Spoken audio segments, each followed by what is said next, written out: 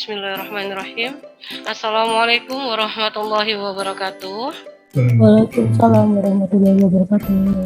Selamat siang, salam sejahtera, salam sehat, dan salam pengadaan. Alhamdulillah, puji dan syukur kami panjatkan kehadirat Allah SWT, Tuhan yang Maha Esa, yang telah melimpahkan rahmat, nikmat iman, sehat, serta karunia-Nya kepada kita, sehingga Bapak Ibu pada hari ini, Kamis 28 Juli 2022, dapat bergabung di kelas daring kelima dan penutup di bulan Juli. Kali ini kita akan membahas tentang problematika swaklola bagi pejabat pembuat komitmen dan solusinya. Sholawat serta salam senantiasa terlimpahkan kepada junjungan kita Nabi besar Muhammad SAW. Beliau telah membawa kita dari alam gelap gulita menuju alam yang terang benderang, serta penuh ilmu pengetahuan seperti sekarang ini. Selamat datang dan selamat siang kami sampaikan juga kepada Bapak Suwarno, selaku fasilitator juga pengurus IAPI DPD Jawa Timur, serta rekan-rekan admin yang mendampingi kegiatan hari ini. Bersama kami tim admin IAPI DPD Jawa Timur, ada saya Mbak Neno, ada Mbak Upi, ada Mbak Ira, dan juga ada Mas Andi. Bagaimana kabar Bapak Ibu sekalian? Semoga senantiasa sehat, semangat, dan selalu tersenyum. Sebelum dimulai, kami sampaikan susunan kegiatan hari ini. Kita awali dengan pembukaan. Kita awali dengan tangkap layar bersama semangat siang. Kemudian pemaparan materi sekaligus tanya jawab, dan kita akhiri kembali dengan tangkap layar bersama. Baik, masuk ke agenda yang pertama yaitu pembukaan. Mari kita tundukkan kepala sejenak, seraya mengucap syukur atas nikmat iman dan kesehatan yang diberikan, serta untuk mengawali kegiatan ini supaya mendapatkan keberkahan dan kelancaran juga kemudahan dalam memahami ilmu. Berdoa menurut keyakinan masing-masing dimulai. Berdoa dicukupkan. Selanjutnya yaitu tangkap layar. Silakan Bapak Ibu yang masih bersembunyi bisa diaktifkan. Baik, terima kasih. Semangat siangnya Bapak Ibu. Baik, berikutnya kita lanjutkan dengan pemaparan materi yang akan disampaikan oleh Bapak Suwarno selaku seksi organisasi di IAPI DPD Jawa Timur.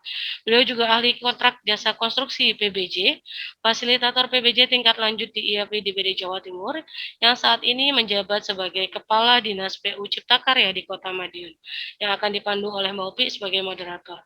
Kepada Mbak Upi, disilakan. Bismillahirrahmanirrahim. Assalamualaikum warahmatullahi wabarakatuh. Waalaikumsalam warahmatullahi wabarakatuh. Selamat siang Bapak Ibu dan juga Pak Suwarno sebagai narasumber hari ini. Insya Allah kita akan mengikuti kelas daring sampai dengan pukul 15.30 waktu Indonesia Barat. Sebelumnya saya sampaikan dulu tata tertib kelas daring hari ini, yaitu peserta mohon menggunakan tampilan nama, menggunakan nama asli sesuai data di form pendaftaran, kemudian dimohon mengaktifkan video selama kelas berlangsung, dan selama kegiatan ini berlangsung, audio yang aktif hanya narasumber dan panitia saja. Hal ini agar suara kami bisa terdengar jelas dimanapun Bapak Ibu berada. Dan direkomendasikan menggunakan headset atau earphone agar suara bisa terdengar dengan jelas. Setelah pemateri memaparkan materinya, Bapak Ibu bisa bertanya melalui fitur raise hand, nanti akan kami nyalakan audionya, atau melalui aplikasi Slido yang akan dibagikan linknya. Bagi peserta yang akan izin ke toilet, mohon disampaikan di kolom chat dan dimohon untuk tidak merokok. Baik, selanjutnya langsung saya berikan waktu kepada Pak Suwarno untuk memulai kelas hari ini. Silahkan Pak. Assalamualaikum warahmatullahi wabarakatuh. Waalaikumsalam warahmatullahi wabarakatuh. Selamat siang, salam sejahtera, semoga kasih Tuhan tetap pada kita. Amin. Bapak Ibu yang saya hormati, khususnya yang berada di kelas daring ini, alhamdulillah kita di siang ini bisa ketemu dalam rangka diskusi kaitan dengan swaklola. Memang IAPI rutin melakukan berbagai bintek, pelatihan, hampir tiap bulan itu ada pelatihan, baik itu pelatihan untuk kaitan dengan ujian sertifikasi level 1, PBJ level 1, maupun pelatihan-pelatihan yang berkaitan dengan kompetensi, baik itu ke PPK, ke Pokja, maupun ke pengelola pengadaan yang lain. Nah, pada siang ini kita coba sharing, berbagi ilmu kaitan dengan swaklola. Ini kita pada siang ini berdiskusi kaitan dengan problematika swaklola bagi PPK dan solusinya. Judul ini sengaja kami angkat karena ada beberapa PPK yang masih galau. Apakah pekerjaan ini bisa diswaklola atau tidak? Pada prinsipnya pengadaan barang jasa pemerintah itu kan ada dua cara. Yang pertama melalui swaklola, yang kedua melalui penyedia. Jadi pada prinsipnya itu bisa menggunakan swaklola maupun menggunakan penyedia. Nah, swaklola ini memang diperuntukkan bagi kementerian lembaga perangkat daerah dalam rangka membelanjakan anggarannya yang tidak memerlukan profit.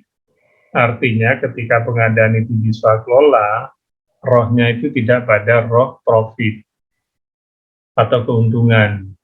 Beda halnya dengan pengadaan yang melalui penyedia. Kalau melalui penyedia, rohnya memang penyedia itu harus untung, butuh untung. Nah, kalau swaklola, rohnya itu nirlaba, tidak mengambil keuntungan dari pelaksanaan swaklola ini. Jadi beda prinsipnya di situ. Nah, sekarang lagi galau semua ya, semua kementerian lembaga perangkat daerah galau. Ada instruksi dari Kementerian PAN bahwa tidak boleh mengangkat tenaga kontrak, honorer, dan sebagainya.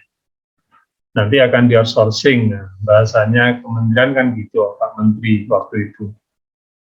Nah, itu bahasa outsourcing itu bahasa-bahasa yang pengadaan jasa lainnya. Jadi rekrutmen tenaga itu kan di Perpres masuk kategori jasa lainnya. Itu kalau merekrut tenaga melalui penyedia namanya outsourcing. Tapi kalau rekrut tenaga yang membantu di pekerjaan, di kegiatan, di proyek, itu direkrut sendiri oleh PPK, itu namanya swaklola. Tapi kalau merekrutnya melalui penyedia, namanya tenaga outsourcing. Nah, ini kadang-kadang beberapa daerah tuh bingung, nanti ke depan mau dipecat apa enggak, Pak? Jadi pecat tidak tergantung kebutuhan di kegiatan. Kalau saya bilangnya gitu. Seperti tempat saya ya, kegiatannya bersih-bersih jalan, bersih-bersih saluran, kebetulan di PUPR. PUPR itu kan nanganin jalan, nanganin drainase atau saluran, nanganin cipta karya, nanganin tata ruang, tata kota. Nah, itu butuh tenaga-tenaga yang ada di lapangan. Nah, tinggal apakah tahun depan ini mau saya outsourcing atau mau saya swaklola. Pada prinsipnya itu aja perbedaannya. Nah, nanti lebih detail kita coba bahas satu persatu. Itu pengantar aja dari saya, karena ini isu yang lagi hangat-hangat dibicarakan, bahwa ke depan sudah tidak boleh narik lagi, rekrut lagi tenaga-tenaga kontrak dan sebagainya, karena bisa membebani. Nah, dialihkan ke outsourcing, bahasanya kementerian kan gitu. Jadi kalau outsourcing, itu berarti pengadaan tenaga kerja yang masuk kategori jasa lainnya. Kan ada 4 ya, jenis pengadaan. Ada barang, konstruksi, jasa konsultan, dan jasa lainnya. Nah, kalau rekrut tenaga itu namanya jenis pengadaan jasa lainnya. Nah, kalau rekrut tenaga melalui penyedia disebut outsourcing. Itu Bapak Ibu. Oke, kita bahas satu-satu. Swaklola adalah cara memperoleh barang, jasa yang dikerjakan sendiri. Jadi substansinya dikerjakan sendiri oleh kementerian, lembaga, atau perangkat daerah. Di Pemda kan disebut perangkat daerah. Kementerian, lembaga, perangkat daerah lain, ini nanti dengan C2G, pemerintah ke pemerintah, tipe 2, Ormas atau Pokmas. itu definisi swakelola. Jadi cara memperoleh barang itu dikerjakan sendiri oleh Kementerian Lembaga Perangkat Daerah atau Kementerian Lembaga Perangkat Daerah lain atau oleh Ormas atau oleh Pokmas. Ada 4 tipe nantinya.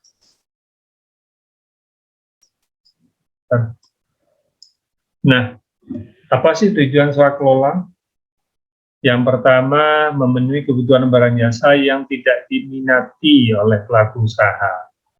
Jadi memang rata-rata pemilihan penyedia barang jasa itu, kebutuhan barang jasa itu rata-rata diminati semua oleh pelaku usaha. Makanya ada pembedaan tadi, kalau menggunakan swakelola lebih pada tidak oriented ke keuntungan. Tapi kalau melalui penyedia, orientasinya harus ada untung penyedia itu. Nah, ini tujuan yang pertama yang tidak diminati. Apa ada sekarang, pertanyaan lanjut? Ya ada, misal daerah-daerah Papua, perbatasan, itu nggak ada pemborong yang berani nawar di situ. Biasanya di sana untuk bikin-bikin jalan, TNI masuk, di swakelola akhirnya. Contoh-contoh seperti itu. Yang kedua, mengoptimalkan sumber daya yang ada. Jadi sumber daya manusia, sumber daya yang lain yang dimiliki oleh Kementerian Lembaga Perangkat Daerah. Seperti tempat saya punya alat berat, jadi bisa saya optimalkan melalui swakelola. Lalu efektivitas atau efisiensi waktu. Jadi kalau ini saya kerjakan melalui penyedia, kadang-kadang tidak efektif. Kadang-kadang misalnya ada jalan berlubang hari ini, maka jalan itu harus segera ditanganin, tidak nunggu tender dan sebagainya. Itu contoh-contoh yang real. Ya. Memenuhi kebutuhan barang jasa yang bersifat rahasia. Jadi kalau rahasia ya seperti perlindungan kepada saksi dan korban, itu memang di swakelola pengadaan-pengadaan seperti itu.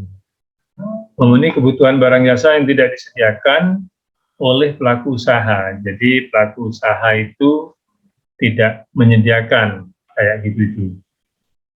Meningkatkan kemampuan teknis SDM, misal saya nyusun tata ruang atau menyusun di rumah sakit, nyusun master plan rumah sakit. Nah, bagaimana supaya SDM yang ada di rumah sakit itu mumpuni menyusun itu, maka bisa menggandeng ke perguruan tinggi dalam rangka nyusun master plan tadi melalui swakelola tipe 2. Lalu yang berikutnya meningkatkan partisipasi ormas atau pokmas. Ibu Bapak, sekarang ini peran dari ormas maupun pokmas sangat diharapkan oleh pemerintah. Jadi peran ormas apa? Misal kita ada paham-paham yang ekstrim misalnya, lalu Bagesbang Pol atau apalah namanya di daerah, Badan Kesatuan Bangsa dan Politik, supaya masyarakat memiliki paham yang ekstrim, maka menggandeng misalnya ormas, entah itu ormas keagamaan MUI, atau Persatuan Gereja, atau misalnya Muhammadiyah, Nahdlatul Ulama, untuk memberikan sosialisasi agar supaya masyarakat itu tidak terlibat pemahaman-pemahaman yang bersifat ekstrim misalnya. Contoh-contoh kayak gitu bisa dilakukan oleh ormas melalui swakelola. Jadi yang punya duit itu Kesbang, Kesatuan Bangsa di Badan Kesatuan Bangsanya, tapi yang melakukan sosialisasi itu ormas. Misalnya tadi Dewa Persatuan Gereja Indonesia, lalu Majelis Ulama Indonesia, itu ormas. Lalu berikutnya atau Pokmas. Kalau Pokmas ini misalnya butuh partisipasi, kita bangun jalan lingkungan, butuh gotong royongnya masyarakat, nah itu bisa diswakelola melalui Pokmas. Oke, kita lanjut. Nah, dalam ruang lingkup swakelola, itu terdiri dari perencanaan swakelola yang pertama. Ini diatur dalam Perlem 11 tahun 2021 tentang pedoman perencanaan pengadaan barang jasa. Lalu yang kedua, persiapan swakelola diatur dalam Perlem nomor 3 tahun 2021 tentang pedoman swakelola. Yang berikutnya, pelaksanaan swakelola, ini diatur juga di Perlem 3 ini, pengawasan dan serah terima swakelola. Jadi Ibu Bapak misalnya nanti mau melakukan swakelola, Ibu Bapak tinggal mengadopsi saja kaitan dengan aturan-aturan ini. Di sana nanti akan diberi arahan-arahan kaitan dengan persiapan, pelaksanaan, pengawasan, dan serah terima. Oke. Nah, tahapan-tahapan tadi, dalam tahapan perencanaan, kita tetapkan yang pertama, penetapan tipe swakelola berdasarkan identifikasi kriteria barang jasa yang dapat diswakelola. Jadi tidak semua barang jasa bisa diswakelola. Nanti ada persyaratan, ada kriterianya barang jasa yang bisa diswakelola. Berikutnya penyusunan spesifikasi teknis atau KK. Baru setelah selesai menyusun RAB. Itu di tahapan perencanaan. Nah, pada tahapan persiapan, itu kita tetapkan sasaran, siapa penyelenggara swakelolanya, lalu rencana kegiatan, jadwal pelaksanaan, dan RAB. Pada tahapan pelaksanaan, ada pelaksanaan rencana kerja, pengadaan bahan, peralatan, jasa ahli, dan tenaga ahli. Berikut pembayarannya. Lalu ada pengawasan dan pengendalian, pelaporan kemajuan pekerjaan, pelaporan realisasi pekerjaan, lalu selanjutnya ada penyerahan hasil pekerjaan. Ini saya kasih contoh penetapan tipe swakelola ini. Contohnya nama kegiatan, pembangunan sarana dan prasarana rumah sederhana sehat. Nama pekerjaannya, pembangunan atau rehab rumah tidak layak huni. Jadi RTLH.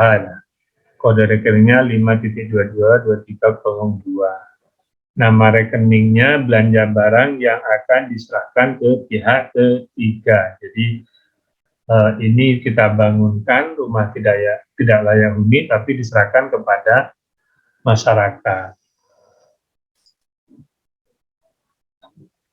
Berikutnya, dalam penetapan tipe swakelola harus memperhatikan identifikasi pengadaan barang jasa dan survei awal ketersediaan pelaksana swakelola. Jadi, dalam menetapkan ini masuk tipe 1, tipe 2, tipe 3, tipe 4, harus diidentifikasi dulu pengadaan barang jasanya dan disurvei. Ini ada nggak kalau nyusun master plan, misalnya perguruan tinggi yang mampu. Nah, harus diidentifikasi. Lalu berikutnya harus diperhatikan kriteria barang jasa yang dapat diswakelolakan. Jadi tidak semua barang jasa bisa diswakelola, ada beberapa kriteria nanti. Apa sih dalam survei awal? Survei awal ketersediaan pelaksana swakelola melihat pelaksanaan pekerjaan sejenis sebelumnya. Jadi misalnya tempat saya ini lagi nyusun tata ruang, saya gandeng ITS, itu masuk tipe 2.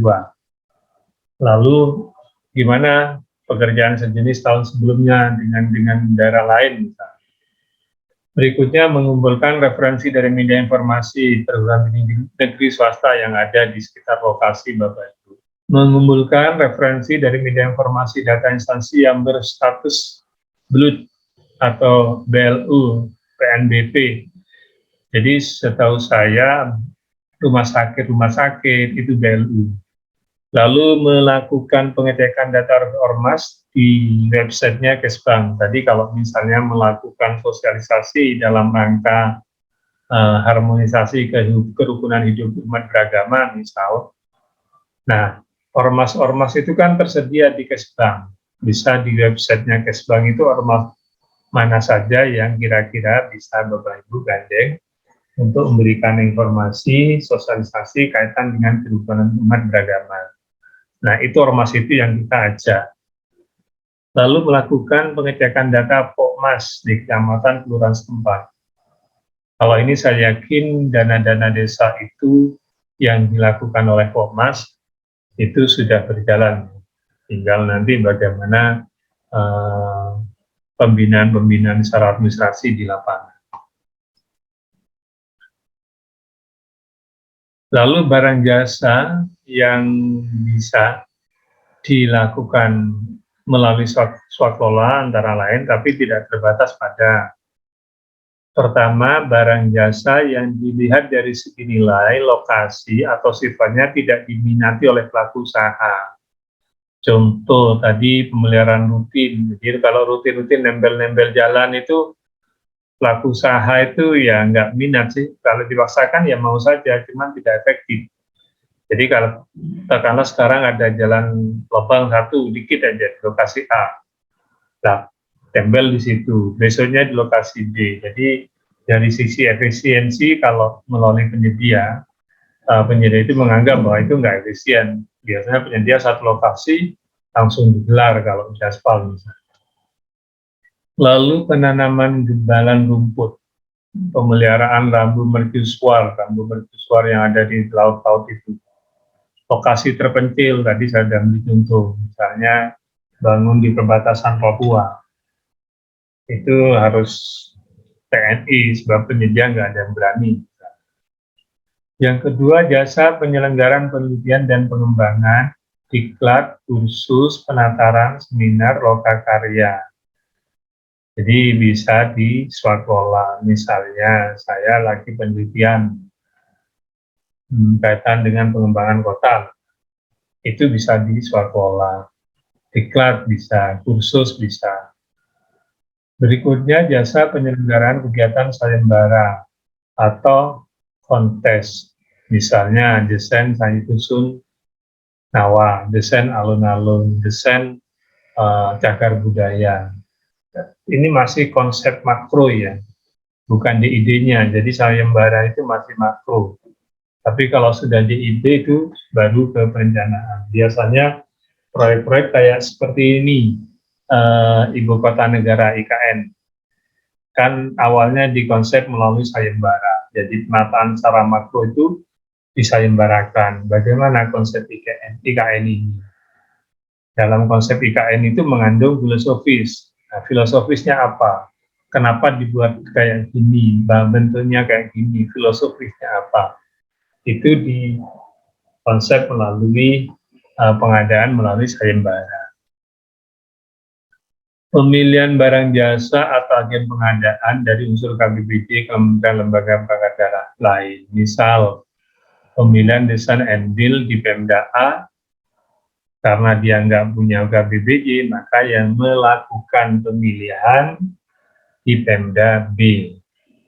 Tuh, bisa swaklola. 5. Barang jasa yang dihasilkan oleh usaha ekonomi kreatif dan budaya dalam negeri untuk kegiatan pengadaan festival, parade seni budaya, misal pagelaran seni oleh siswa. Jadi kalau Bapak Ibu di hari ulang tahun ya ada pagelaran seni, itu bisa diswaklola oleh dinas pariwisatanya sendiri misalnya. Ada hari ulang tahun pemerintah daerah A. Lalu berikutnya contoh yang lain, buat film, pertandingan olahraga, antar sekolah, itu bisa diswaklola. Berikutnya sensus, survei, pemrosesan data atau perumusan kebijakan, itu bisa diswaklolakan. Yang ketujuh, barang jasa yang masih dalam pengembangan sehingga belum dapat disediakan atau diminati oleh pelaku usaha, misalnya pembangkit listrik tenaga surya. lab uji COVID, jadi masih dalam taraf pengembangan. 8. Barang jasa yang dihasilkan oleh ormas atau pokmas, seperti pendampingan ekonomi keluarga, pelestarian lingkungan hidup, produk kejaminan, nah itu bisa diswakelola oleh ormas atau pokmas. 9. Barang jasa yang pelaksanaan pengadaan memerlukan partisipasi masyarakat. Misal bangun fisik sederhana, rehab aula RW, aula kelurahan, lalu peningkatan gizi keluarga yang non-fisik. Katakanlah pemberian makanan tambahan oleh posyandu, itu bisa diswakelola. Ke-10. Barang jasa yang bersifat rahasia dan mampu dilaksanakan oleh kementerian lembaga perangkat daerah yang bersangkutan. Contoh, pembuatan soal ujian. Jadi soal-soal ujian itu bisa diswakelola oleh kementerian lembaga perangkat daerah. Nah, berdasarkan hasil identifikasi tadi yang saya sampaikan, dan ketersediaan calon pelaksana swakelola, serta kriteria barang jasa yang bisa diswakelola, maka kita tentukan tipe swakelola. Misal saya bangun gedung nih di Kelurahan A. Oh, ini perlu partisipasi masyarakat, maka tipe yang pas adalah tipe 4. Jadi ada 4 tipe. Swakelola tipe 1, tipe 2, tipe 3, dan tipe 4. Jadi substansi pelaksanaan swakelola ini di sini Bapak Ibu.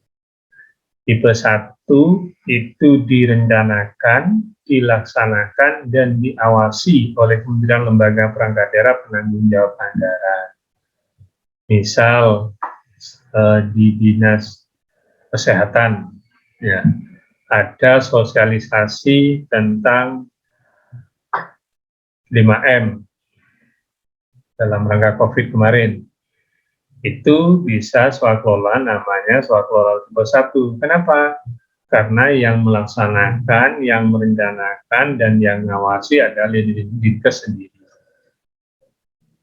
Lalu kalau swakelola tipe 2, itu direncanakan dan diawasi oleh Kementerian Lembaga Perangkat Daerah Penanggung Jawab Anggaran dan dilaksanakan oleh Kementerian Lembaga Perangkat Daerah Pelaksana Swakelola. Contohnya begini. Saya lagi nyusun tata ruang.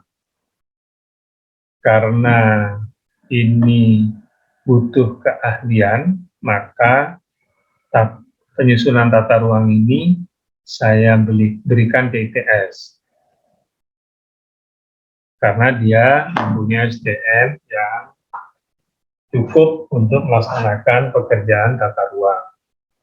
Nah, yang buat KAK, yang merencanakan, dan yang ngawasi Dinas Pekerjaan Umum dan Penataan Ruang.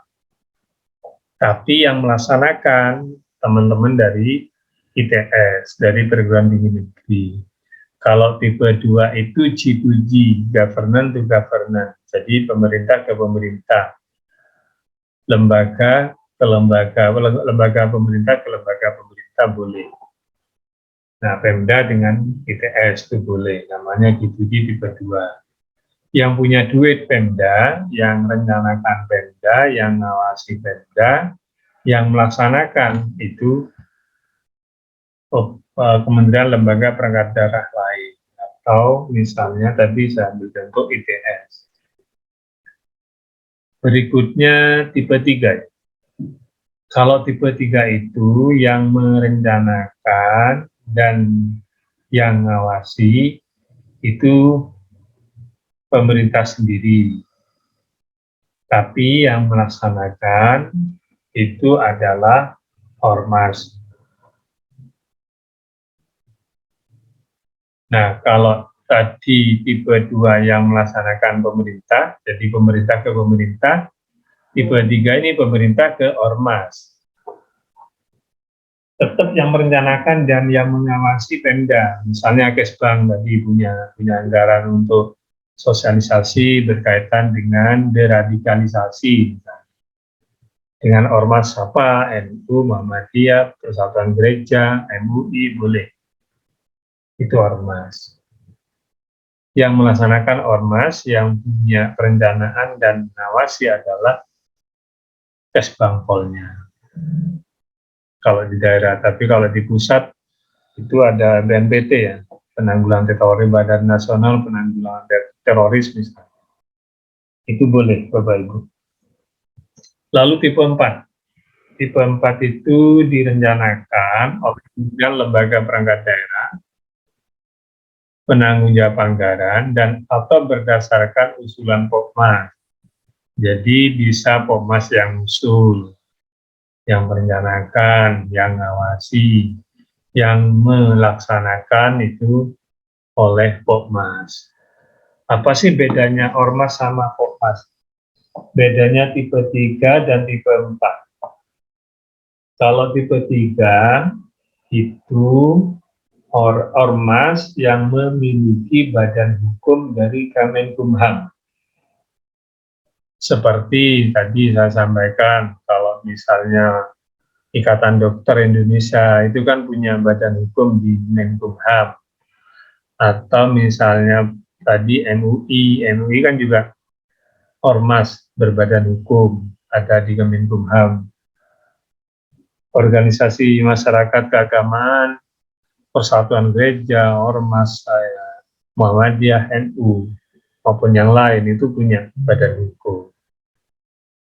Tapi kalau tipe 4 Popmas itu tidak harus badan hukum. Jadi Popmas itu cukup dibentuk oleh lurah masing-masing atau kepala desanya untuk melakukan pelaksanaan kegiatan melalui tipe swaklola.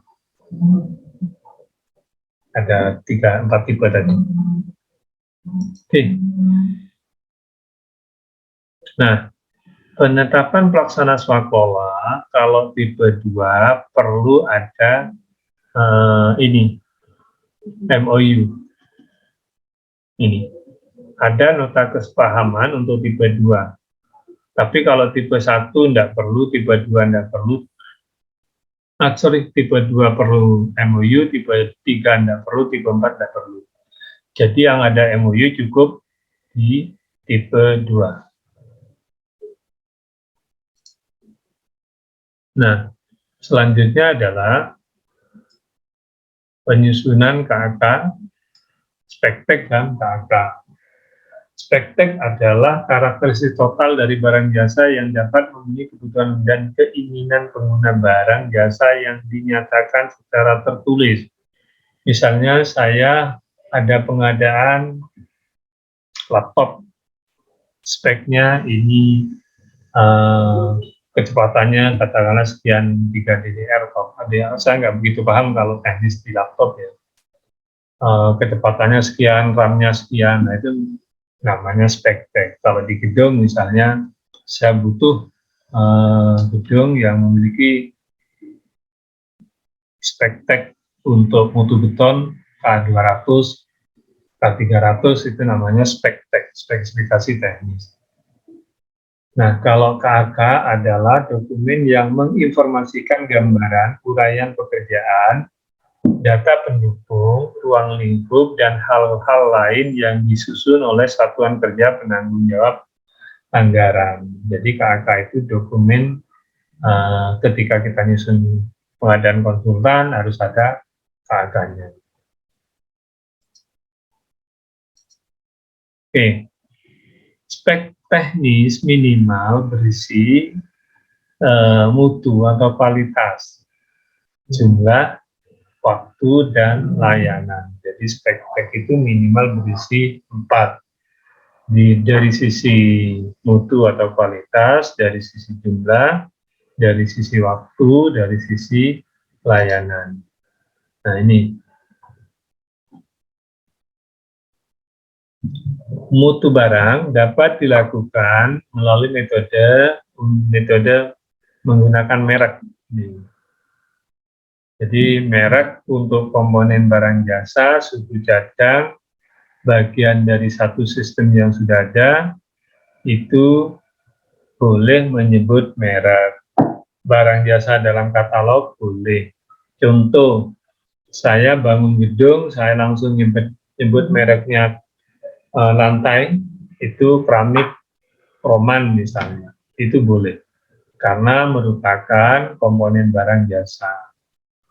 Kalau suku cadang, misal mobil, saya langsung karena ini Toyota, misalnya, langsung suku cadang nyebut Toyota, ya rusak apa, itu boleh. Lalu standarisasi, berdasarkan standar yang sudah ada dan ditetapkan oleh pihak berwenang, misalnya untuk pembangunan beton, SNI, DT 91, itu melalui standarisasi. Kalau melalui spesifikasi komposisi, mutu barang dengan menyebutkan kandungan kimia yang dikandung dan digunakan untuk pengadaan yang memerlukan komposisi kimia yang akurat. Contoh komposisi pupuk organik, obat-obatan. Jadi dalam obat-obat kan diterangkan itu komposisinya. Paracetamol sekian persen, sekian, itu namanya spesifikasi melalui komposisi. Lalu mutu barang melalui sampel. Misal dalam spek sulit digambarkan dalam kata-kata, maka dinyatakan dalam bentuk sampel. Misal pengadaan souvenir itu loh sampelnya, atau pengadaan kain saya kasih sampel ini. Itu contohnya. Spek mutu barang biasa dengan menggambarkan karakteristik fisik. Misalnya spek sanitasi lingkungan. Lalu yang berikutnya, fungsi atau kinerja. Mutu barang jasa dengan menyebutkan fungsi dan kinerja dari produk yang dibutuhkan, digunakan untuk pengadaan barang jasa yang menggunakan teknologi canggih, di mana komponen barang material masih merupakan rahasia teknologi. Contoh lift itu harus speknya menggunakan fungsi atau kinerja. Jadi lift itu katakanlah dari lantai 1 bisa naik ke lantai 5 dalam kurun waktu setengah 1, misalnya 30 detik atau setengah menit misalnya. Itu fungsi atau kinerjanya lift. Dia bisa menjangkau naik ke lantai 5 dalam jangka, misalnya di spek kita minta 1 menit. Itu untuk fungsi atau kinerja. Pertimbangkan pola konsumsi penggunaan barang jasa di masa lalu dan memperkirakan kecenderungan kebutuhan barang jasa di masa yang akan datang. Lalu jadwal kegiatan barang jasa, waktu pelaksanaan, kebutuhan waktu layanan, lokasi kedatangan barang, metode transportasi dan pengepakan. Tingkat layanan penyedia barang jasa, di manajer yang kompeten dan dedikasi khusus untuk melakukan pekerjaan. Jasa bantuan yang siap selama 24 jam. Itu kaitan dengan tingkat layanan. Waktu tanggap atau respon time dan ketepatan waktu. Fixed time yang jelas. Itu kaitan dengan tingkat layanan di pengadaan barang jasa.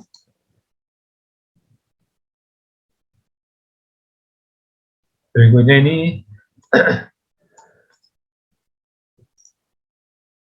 ada tadi, kalau tadi spesifikasi teknis dan KAK, ini sekarang KAK.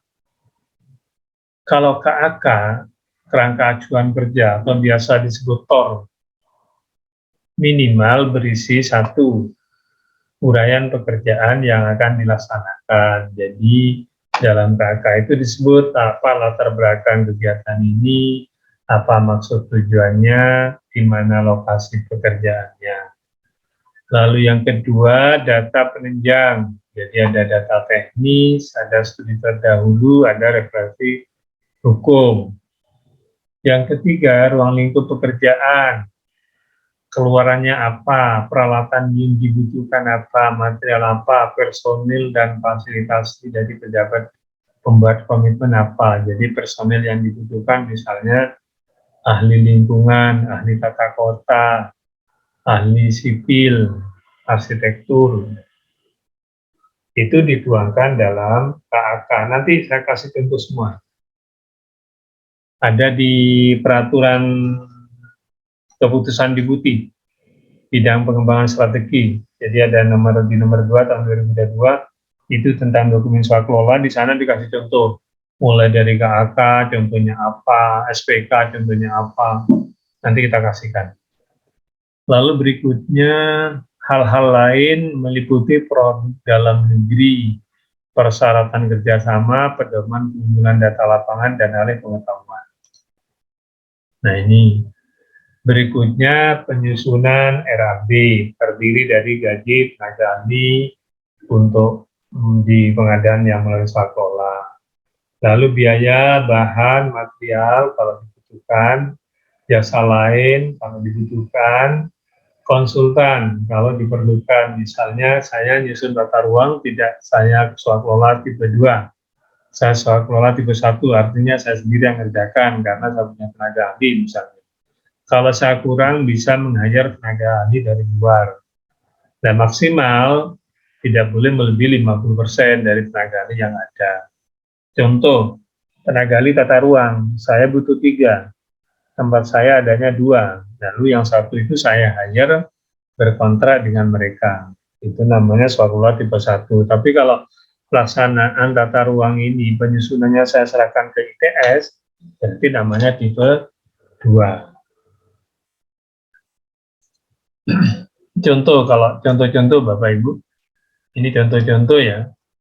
Kalau tadi di swakelola tipe 1 maupun swakelola oleh Popmas, di kegiatan fisik, dihitung RAB-nya.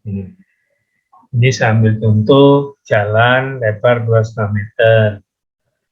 Tambahkan steel 15 berarti totalnya lebar jalan itu 2,5 meter.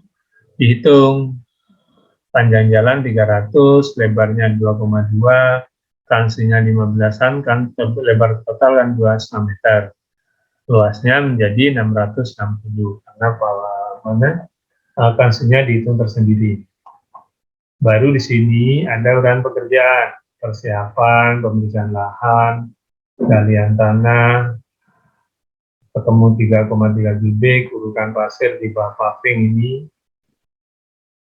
ketemu 46,2, kansin ini, kanan kiri ini, ketemu 600, pasang paving, tebal 6 cm, indeksnya sekian, lebarnya jalan 02,2, panjangnya 3 meter, ketemu 6,3 meter persegi.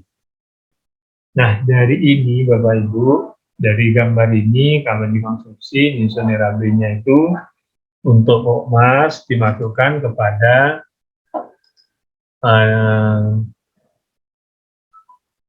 tabel kebutuhan bahan dan upah tenaga kerja. Nah, tadi galian tanah ketemu berapa tadi? Ini galian tanah 3,3 meter kubik, urukannya 46, pavingnya 600, 93 meter persegi, kansinya 600 meter lari. Setelah ketemu ini, dihitung melalui tabel ini.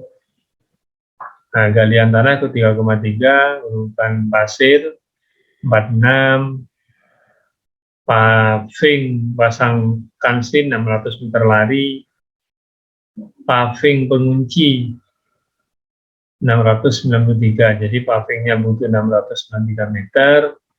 Setelah dikalikan dengan indeks 0,025, paving 1,05, jadi 5% tambahannya paving, maka ketemu kebutuhan paving menjadi 600 ketemu 727 meter.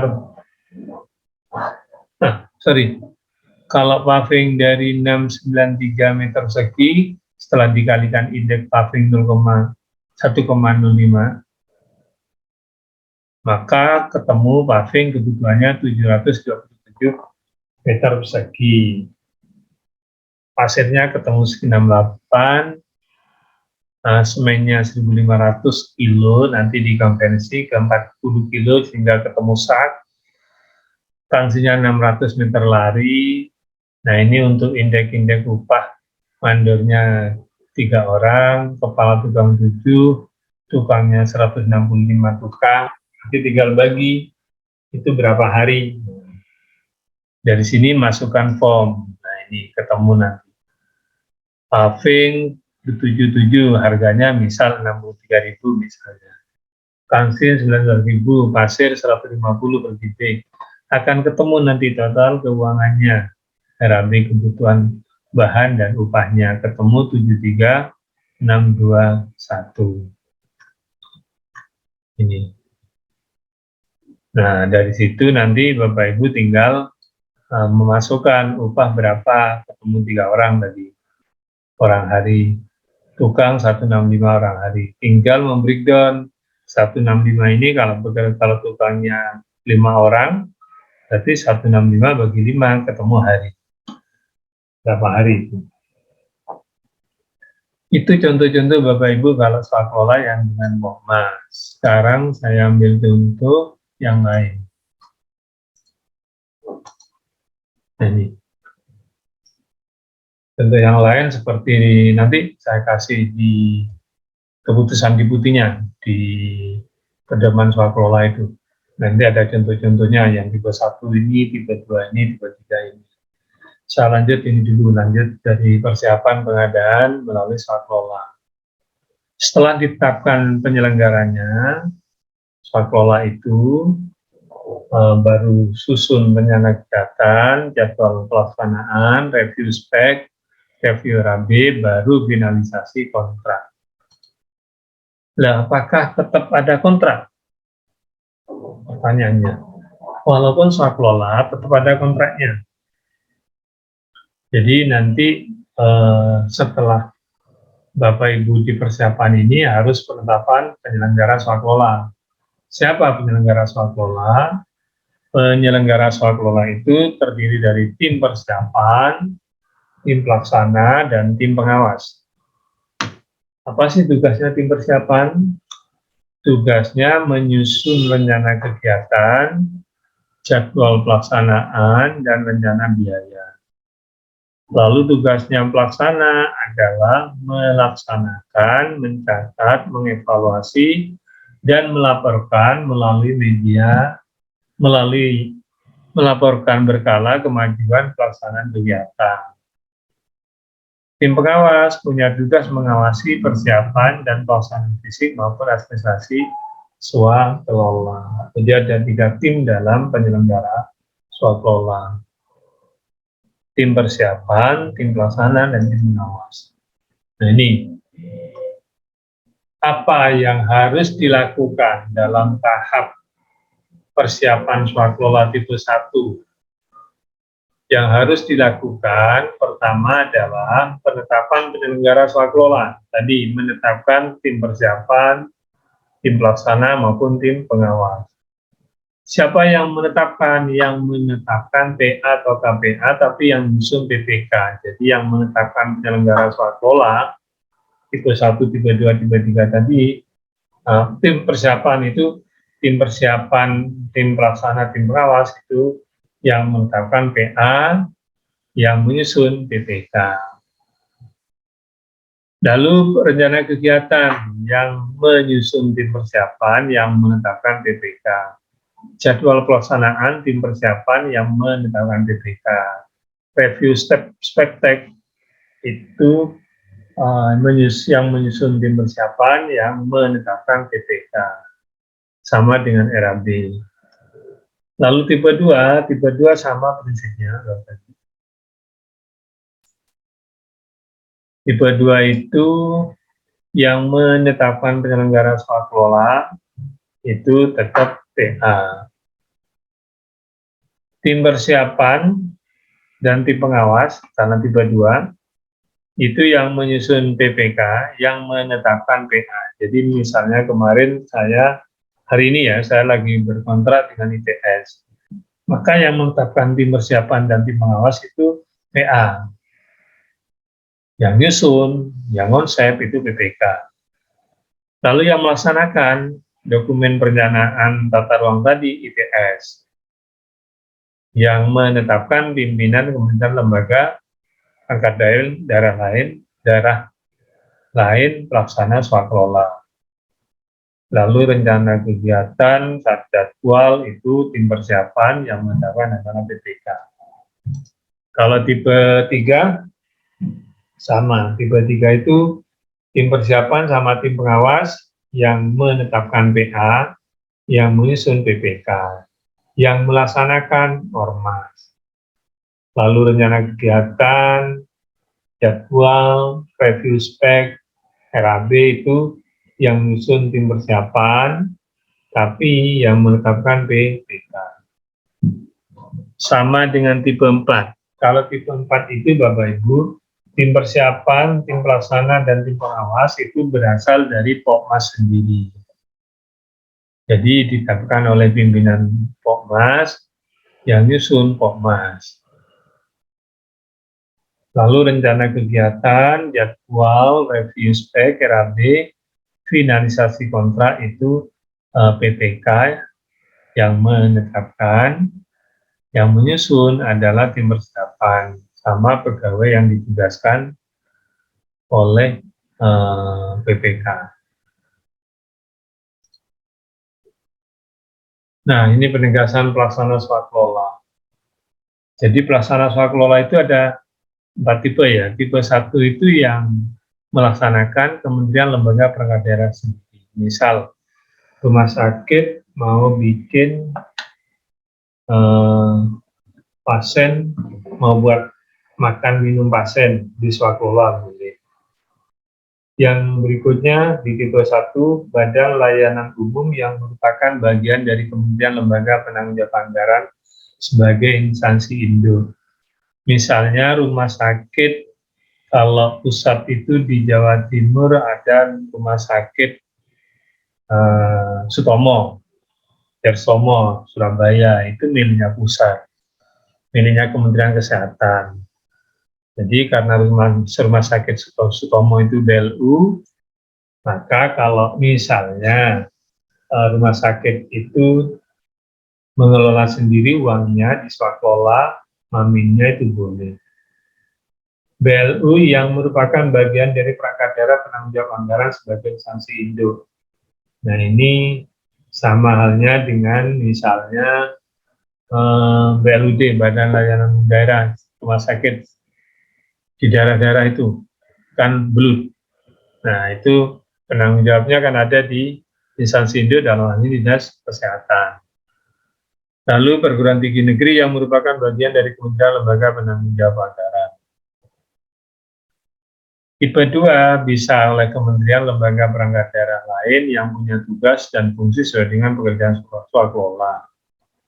Jadi misal swakelola penataan ruang, saya kasihkan ke UNER, ke Fakultas Hukum yang nggak pas, walaupun itu perguruan tinggi negeri, jadi yang sesuai ini.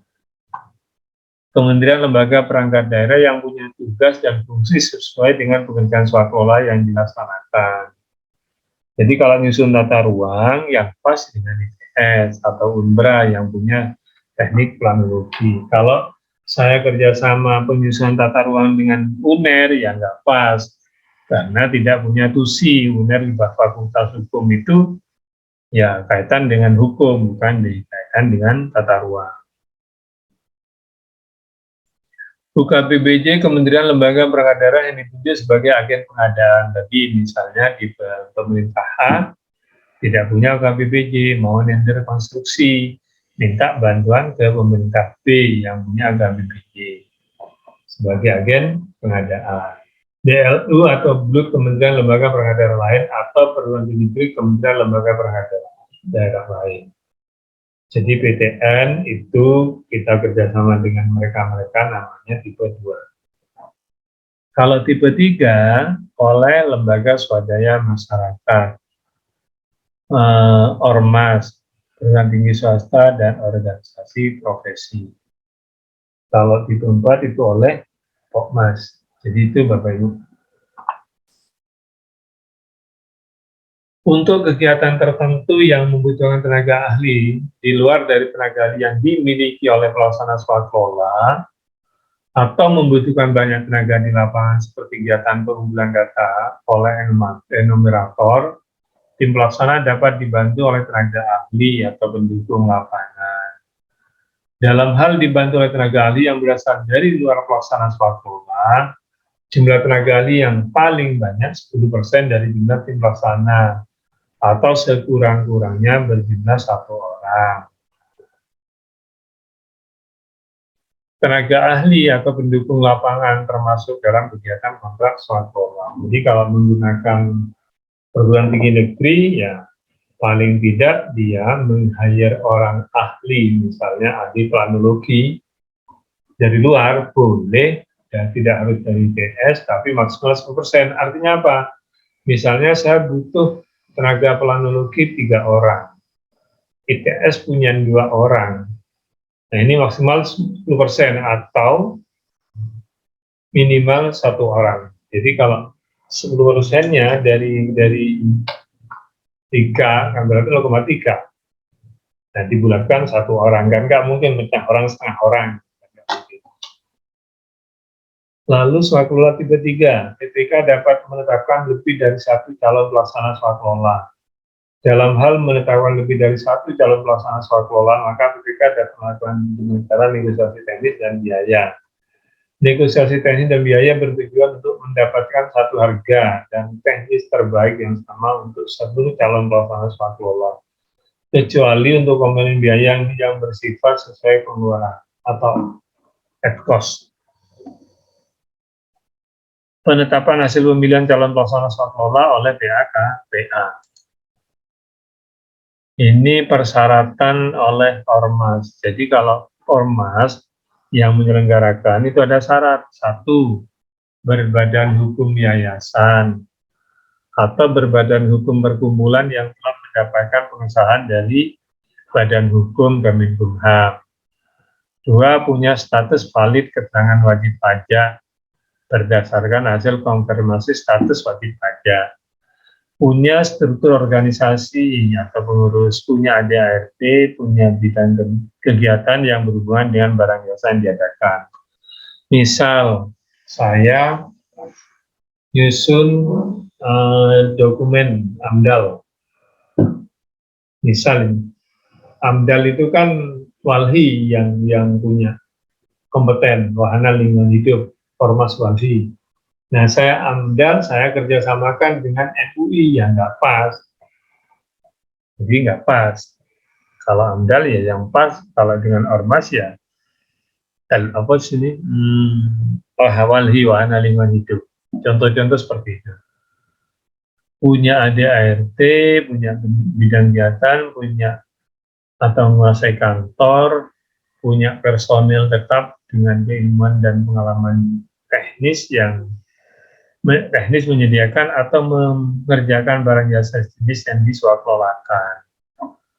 8, dalam hal calon pelaksana swakelola akan melakukan kemitraan, harus punya perjanjian kerjasama dengan kemitraan yang memuat tanggung jawab masing-masing yang mewakili kemitraan.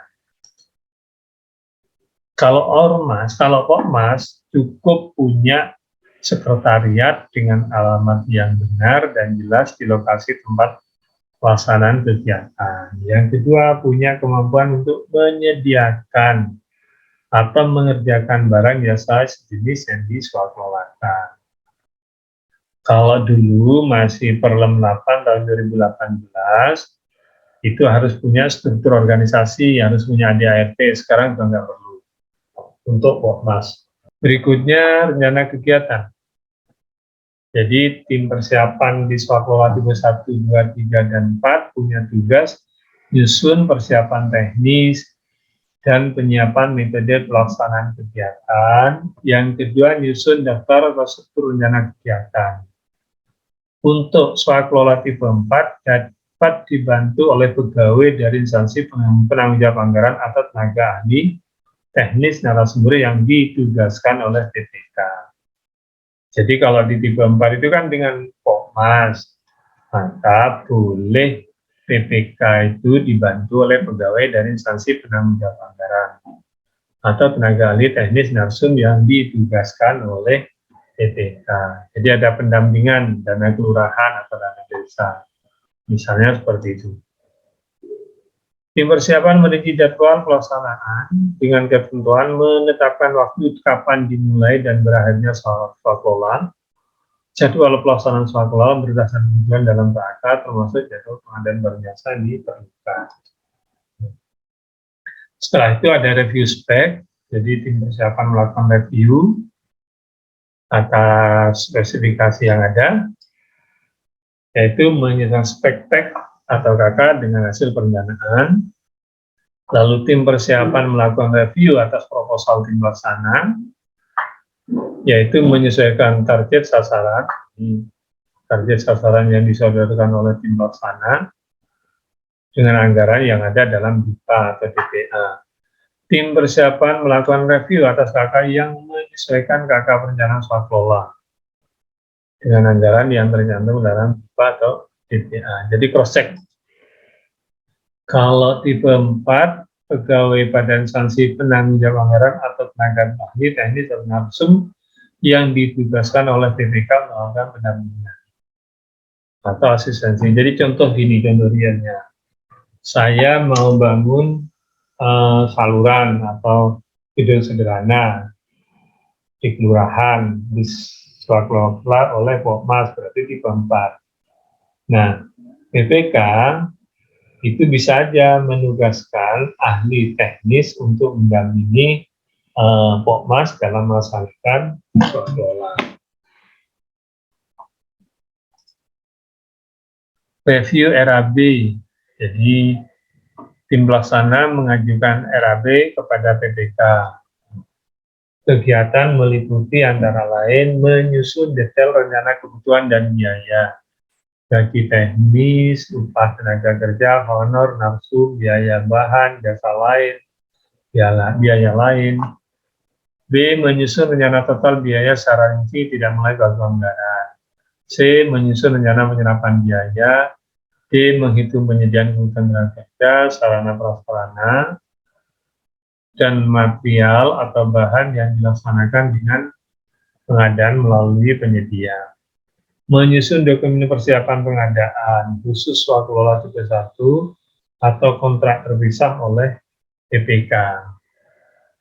Apabila dalam pelaksanaan swakelola tipe 4 terdapat kebutuhan barang jasa melalui penyedia, maka kebutuhan barang jasa dapat dimasukkan dalam kontrak swakelola tim pelaksana swakelola dengan berpedoman pada prinsip dan etika pengadaan, atau kontrak terpisah oleh PPK.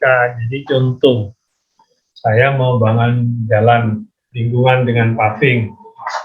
Nah, pengadaan pavingnya oleh PPK, tapi yang melaksanakan pekerjaannya Pokmas, itu boleh saja. Itu alternatif kedua. Alternatif pertama, Pokmas tadi bahan termasuk upahnya langsung dibelanjakan oleh Pokmas. Itu bisa seperti itu, bisa dipisah. Kalau dipisah, maka PPK yang melakukan pengadaannya. Sumber informasi untuk penentuan besaran remun, tarif tarif PNBP, penerimaan negara bukan pajak, standar biaya masukan atau standar harga satuan dari Pemda atau Kemenkyu kalau APBN. Setelah selesai review, baru ada finalisasi dan teken kontrak. Tim persiapan dan tim pelaksana menyusun rancangan kontrak swakelola. Pertama, dalam hal terdapat perbedaan antara biaya yang diusulkan dengan anggaran yang disetujui dalam BIPA, PPK dibantu oleh tim persiapan melakukan negosiasi teknis dan harga dengan pelaksana swakelola. Misal anggarannya nggak cukup nih. Nah, bisa juga dilakukan klarifikasi dan negosiasi. PPK menetapkan spektek atau KK dan RB setelah negosiasi dengan tim pelaksana mencapai kesepakatan. Hasil negosiasi dituangkan dalam berita acara negosiasi dan menjadi dasar penyusunan kontrak swakelola. Itu. Nah, PPK tekan kontrak dengan tim pelaksana swakelola. Isinya apa? Yang pertama, para pihak, dan satu pihak dua, barang jasa yang akan dihasilkan. Tadi misalnya yang akan dihasilkan dokumen, tata ruang, atau bangun saluran sepanjang 100 meter. Nilai yang diswakelolakan sudah termasuk seluruh kebutuhan barang jasa pendukung swakelola. Jangka waktu, hak dan kewajiban. Kalau ada kelebihan bayar, nah ini harus dimasukkan dan klausul kontrak. Kalau ada kelebihan bayar, siapa yang tanggung jawab? Misal, saya tadi ada sosialisasi dengan ormas. Ternyata ormas itu dikasih duit 100 juta, sosialisasi menghabiskan 95, berarti sisa 5 juta. Nah, terhadap sisa itu harus dikembalikan kepada Kasda atau kas negara. Itu. Nah, kalau nggak mengembalikan, siapa nanti yang bertanggung jawab kalau ada kelebihan bayar? Nanti di dalam draft kontrak harus disebut. Nanti yang tanggung jawab siapa? Misalnya Pokmasnya harus disebut di situ. Dalam rancangan kontrak swakelola tipe 1, 2, 1, tipe 2, 3, 4 termasuk pengadaan barang jasa melalui penyedia maka dilaksanakan oleh tim pelaksana. Berpedoman pada prinsip dan etika pengadaan barang jasa. Oke. Sekarang kalau tadi persiapan, sekarang pelaksanaan. Pelaksanaan swakelola tipe 1 dilakukan dengan ketentuan sebagai berikut. PA-KPA dapat menggunakan lembaga pengadaan atau ahli. Dalam hal dibutuhkan pengadaan barang jasa melalui penyedia dilaksanakan sesuai dengan ketentuan dalam Perpres. Misal, saya rehab saluran, rehab jalan, seluruh kota Madiun misalnya. Terus ada pengadaan bahannya 250 juta, maka saya harus tender walaupun swakelola. Jadi dalam swakelola itu ada proses tender, manakala pengadaannya di atas 200. Kalau pengadaan bahannya hanya 100, berarti pengadaan langsung. Itu Bapak Ibu. Jadi bukan berarti swakelola langsung saya nanya beli toko, enggak. Tergantung duitnya. Kalau yang di swakelola itu pengadaan barangnya nanti melebihi 200 maka di tender. Contoh real misalnya kalau di acara rapat-rapat di pagu anggaran kita 1 miliar misalnya. Lalu saya gunakan gedung sendiri sehingga Mamin pengadaannya Mamin itu melebihi dari 200. Maka ketika pengadaan melebihi 200 harus ditender, entah itu tender cepat atau tender atau lebih safe, lebih cepat itu diarahkan ke katalog Mamin, katalog lokal. Itu contoh-contoh. Nah, ini kaitan dengan pelaksana swakelola tipe 1 ini ya. PA-KPA dapat menggunakan pegawai Kementerian Lembaga Perangkat Daerah atau tenaga ahli. Penggunaan tenaga ahli tidak boleh melebihi 50% dari jumlah tim pelaksana. Contohnya gini, tata ruang saya butuh planologi 3 orang. Di PU ada 2 orang, maka boleh itu diswakelolakan. Tapi kalau butuhnya 3, di PU cuma 2, cuma 1, tidak boleh. Karena yang dari luar melebihi dari 50%. Lalu pertanyaan lanjut, siapa yang memproses pengadaan ketika tenaga ahli yang dibutuhkan dari luar cuma 1? Tetap diproses oleh pejabat pengadaan sesuai dengan mekanisme pengadaan langsung, dan itu nanti berkonsultasi dengan EPK. Nah, dalam hal dibutuhkan alat, bahan, material melalui penyedia, pengadaannya dilaksanakan sesuai dengan Perpres. Jadi kalau pengadaan material dalam hal ini, tipe 1 ini, maka di atas 200 harus dimasukkan pada UKBPJ. Kalau di bawah 200 pengadaannya lewat pejabat pengadaan. Oke, kita lanjut. Tipe 2 dan tipe 3 dilakukan sesuai dengan ketentuan. 1. Nilai pekerjaan yang tercantum dalam kontrak sudah termasuk kebutuhan barang yang diperoleh. Dalam hal pelaksanaan swaklola tidak bersedia atau tidak mampu untuk melaksanakan pengadaan bahan, material, jasa lain pendukung yang dibutuhkan dalam melaksanakan swaklola, maka pengadaan bahan, material, jasa lain pendukung dilakukan oleh kontrak terpisah. Jadi dipisah kontraknya. Pengadaan barang biasa melalui penyedia, maka dilaksanakan tim pelaksanaan dengan berpedoman pada prinsip dan etika pengadaan.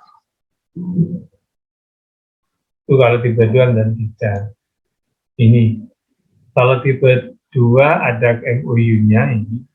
Siapa yang MOU? Antara kepala dinas ini dengan kepala lembaga perangkat daerah pelaksana swaklola dengan IPS misalnya. Atau di tempat saya itu wali kota dengan rektor. Bawahnya lagi saya kepala dinas dengan kepala divisi pengembangan usaha di IPS sini. Nah, dia menunjuk tim siapa yang melaksanakan di pekerjaan itu. Tim pelaksana. Baru kalau tipe 2 ini PPK berkontrak dengan tim pelaksana. Kalau tipe 3 PPK berkontrak dengan pengurus ormas. Kalau tipe 4 PPK berkontrak dengan pimpinan Pokmas. Itu Bapak Ibu bedanya. Pembayaran swaklola disesuaikan dengan ketentuan yang ada. Misal APBN ikut aja ketentuan di kontraknya. Kalau di APBD buatkan peraturan kepala daerah atau perkada.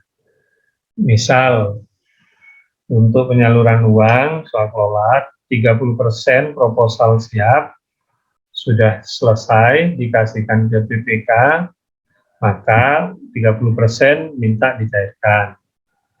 Setelah fisik mencapai 30%, maka Pokmas tadi usul ke PPK untuk diserap anggaran yang 30% berikutnya. Berarti fisik mencapai 30, pencairan sudah 60, karena dikasih duit lagi untuk jalan. Nah, fisik pertama mencapai 60, maka si pelaksana tadi mencairkan kegiatan, berarti sudah 60 uangnya, progresnya 30. Kalau progres 60, uangnya sudah bisa dicairkan 100%. Gitu. Pelaksanaan pekerjaan, ya, koordinasi dengan para pihak, mobilisasi tenaga, pelaksanaan pekerjaan di lapangan, mencatat sumber daya. Pelaporan ini, laporan awal, jadi kalau foto-foto katakanlah tadi BIMTEK, itu ya foto-foto kegiatan dalam BIMTEK. Kalau fisik, ini kebetulan fisik, laporan awal 0%, 50%, sudah jadi 100%. Pengawasan swaklola itu dilakukan oleh pengawas teknis dan hasil swaklola untuk mengatasi realisasi fisik. Verifikasi administrasi dan dokumen serta pelaporan, pengawasan tertib administrasi keuangan. Pengawasan pengadaan barang jasa melalui swaklola dilakukan mulai dari persiapan sampai dengan serah terima pekerjaan.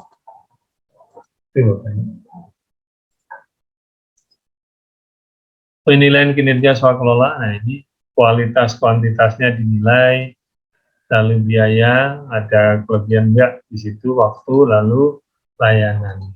Nah ini serah terima hasil. Jadi serah terima itu dari tim pelaksana ke tim pengawas serahkan ke PPK, PPK langsung ke PA. Nah, sekarang tahapan risiko dari serah terima. Contoh tahapan risiko serah terima, risikonya kalau kurang volume, tidak sesuai spek, penyebabnya tidak teliti dan tidak paham prosedur serah terima, dampaknya hasil pekerjaan tidak sesuai dengan kontrak. Solusinya perlu pembinaan dilakukan pemesanan terlebih dahulu. Contoh yang nyata Bapak Ibu ketika dengan Pokmas, ada serah terima, selesai dikerjakan oleh Pokmas, tahu-tahu setelah diaudit, ada kelebihan bayar, siapa yang nanggung? Pokmas atau PPK? Nah, itu harus jelas di kontraknya. Saran saya yang nanggung adalah Pokmas, biar hati-hati Pokmasnya. Sanksi dalam swaklola dapat dikenakan kepada penyelenggara swaklola atas adanya pelanggaran penyelenggaraan swaklola berdasarkan penilaian yang dilakukan oleh PPK terhadap penyelenggara swaklola. Penilaian PPK terhadap penyelenggara swaklola dapat berdasarkan atas penilaian PPK secara mandiri atau atas laporan dari tim pengawas. Penyelenggara swaklola pelaksana yang terbukti melakukan pelanggaran atas penyelenggara swaklola dikenakan pembatalan. Pengenaan sanksi sesuai dengan ketentuan peraturan perundang-undangan pada tipe 1 atau sesuai dengan ketentuan yang tercantum dalam kontrak pada tipe 2, 3, dan 4. Makanya dalam kontrak itu ketika ada temuan kelebihan bayar, ya yang berkontrak itu yang suruh bayar. Pihak tipe 2 berarti yang dengan kurang tingginya, atau tipe 3 dengan ormas, tipe 4 dengan Pokmas. Itu yang bisa saya sampaikan kaitan dengan materi ini. Lalu saya share juga kaitan dengan ini, contoh-contoh dokumen ya. Jadi Ibu Bapak, kalau keputusan Deputi Bidang Pengembangan Strategi dan Kebijakan nomor 2 tahun 2022 tentang model dokumen swaklola. Ini silakan di-download, ada itu. Nah, ini contoh-contoh, kalau lampiran 1 ini contoh dokumen swaklola tipe 1 yang menggunakan kontrak.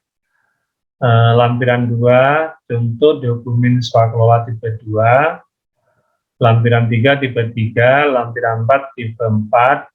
Nah, ini contoh-contoh dokumen. Lampiran 5, model dokumen swaklola tipe 4 melalui permintaan kesediaan.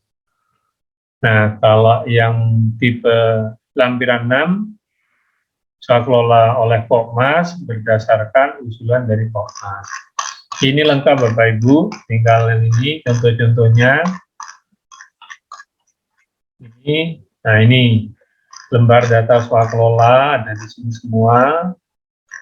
Ini kesediaan untuk kontrak ada semua di sini. Contoh aja, bisa nggak misalnya ini sebagian diadopsi, silakan, ini hanya contoh untuk mempermudah Bapak Ibu persiapan kontrak. Ini dokumen kontrak, contohnya ini. Jadi Ibu Bapak daripada susah-susah ya bikin kontrak yang ngadopsi dari dokumen ini aja. Kalau misalnya ditambah atau kurangi, tidak masalah. Ini hanya contoh. Contoh kontrak swaklola ini berikut lampirannya bla bla bla disebut di sini. Nah ini. Yang teken siapa di sini disebut. SSKK, SSUK, terus ini di lampiran 1 ya. Jadi syarat-syarat khusus kontrak, dokumen persiapan, format KK, tipe 1. Nah ini KK-nya contohnya ini. Ada latar belakang, maksud tujuan, lokasi, nilai, lingkup pekerjaan, ini contoh KK. Ada contoh surat permintaan kesediaan sebagai calon pelaksana swaklola tipe 1. Kalau misalnya nggak persis ini nggak masalah, ini hanya contoh. Jadi bagi Bapak Ibu yang terbiasa dengan yang lain, ya dimodif aja contohnya ini, silakan. Ini contoh saja, bisa dikurangin atau ditambahin. Ini contoh-contoh laporan usulan pelaksana swaklola kepada pengguna anggaran. Berdasarkan surat kesediaan calon pelaksana swaklola, misalnya saya dengan ITS, nomor ini, tanggal ini, serta pemeriksaan data personil dan peralatan yang telah dilaksanakan tanggal ini. Dengan ini kami mengusulkan calon pelaksana swaklola. Nama PTN calon siapa, misalnya ITS. Alamat pimpinan siapa. Berkenan dengan hal tersebut, kami mohon pada PA untuk menetapkan pelaksana swakelola. Jadi pelaksana swakelola harus ditetapkan oleh PA. Siapa pelaksananya? Bisa pelaksananya Ormas, Pokmas, maupun G2G, Government to Government. Ini contoh proposal halaman depan, RAB, berita acara hasil review, harga, serah terima contohnya ini, usulan serah terima, ini, hasil undian, oke. Contoh berita acara serah terima, pokoknya di sini lengkap Bapak Ibu. Model dokumen kedua, ini swakelola tipe 2, kalau tadi tipe 1, ini dengan ITS misalnya, pakai ini contohnya. Ini gambar data swakelola, permintaan kesediaan, dan kesepakatan kerjasama. Nah ini tindak lanjut kesepakatan, persiapan rekan kontrak, bagian dokumen kontrak tadi, syarat-syarat umum kontrak, syarat-syarat khusus. Ini SSKK, contoh dokumennya ini. KK ini, contoh kesediaan, calon pelaksana swakelola, data personil,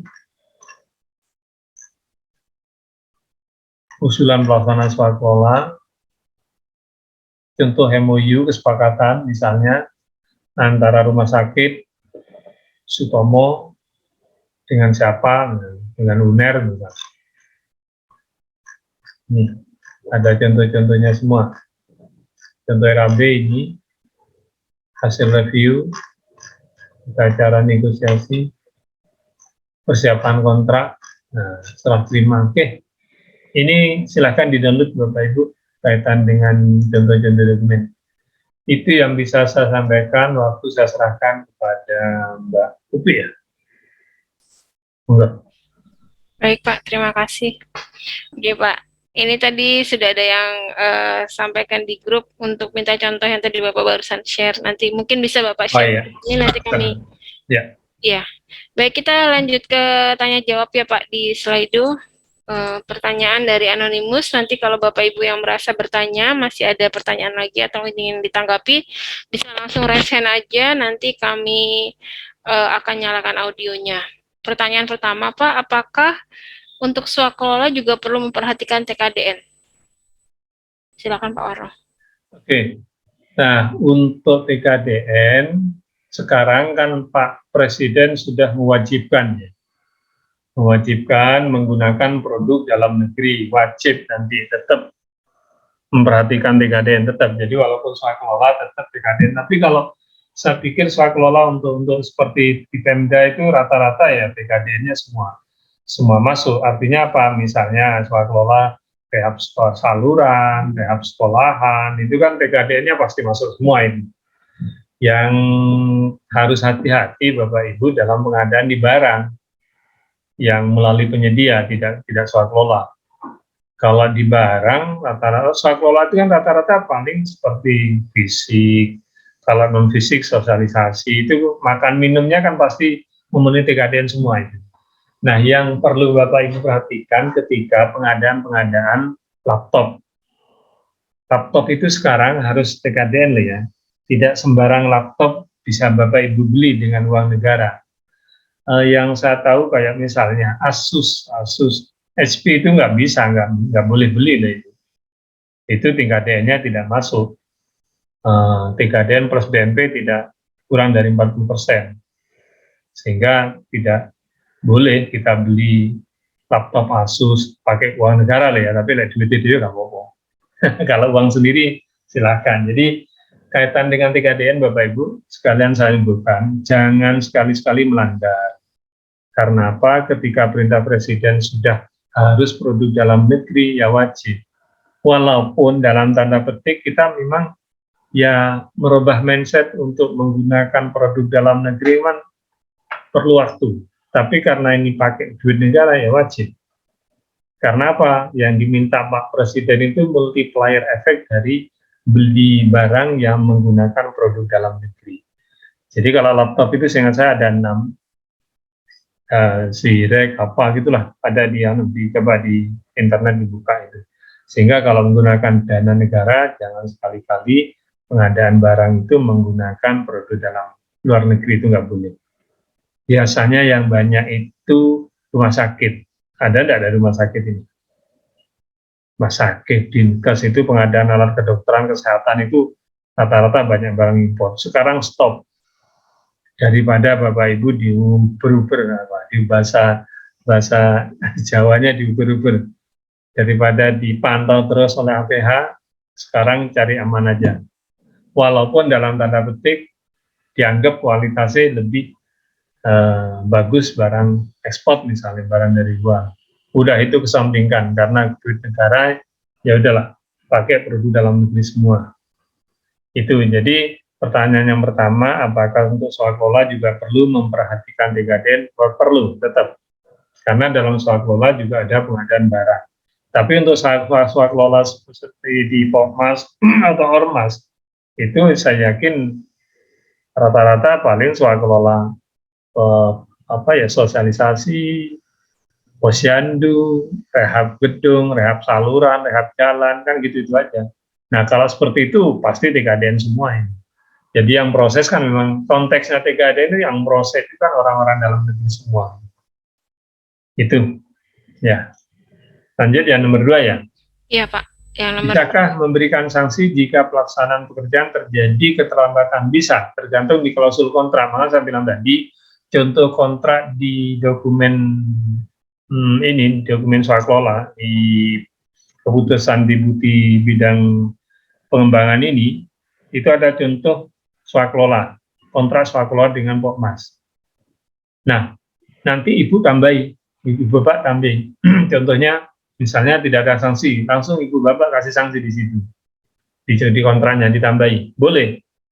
Saya bilang tadi, ini contoh dokumen, contoh itu bisa dikurangi, bisa ditambahin, tergantung kebutuhan. Nah, yang terjadi adalah kadang-kadang kalau pelaksana swakelola itu tidak dikasih denda, nah molor-molor dia, padahal APBD kita atau APBN kita kan harus selesai di Desember.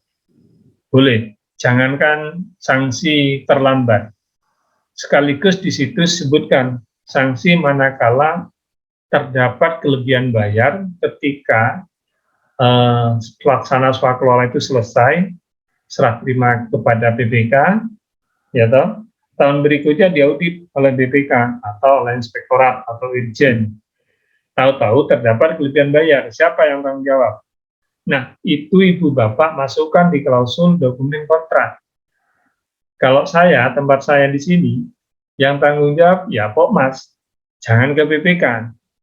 Tapi disebut di kontrak, manakala terdapat kelebihan bayar, gitu, maka tetap ketua dan tim pelaksana itu bertanggung jawab atas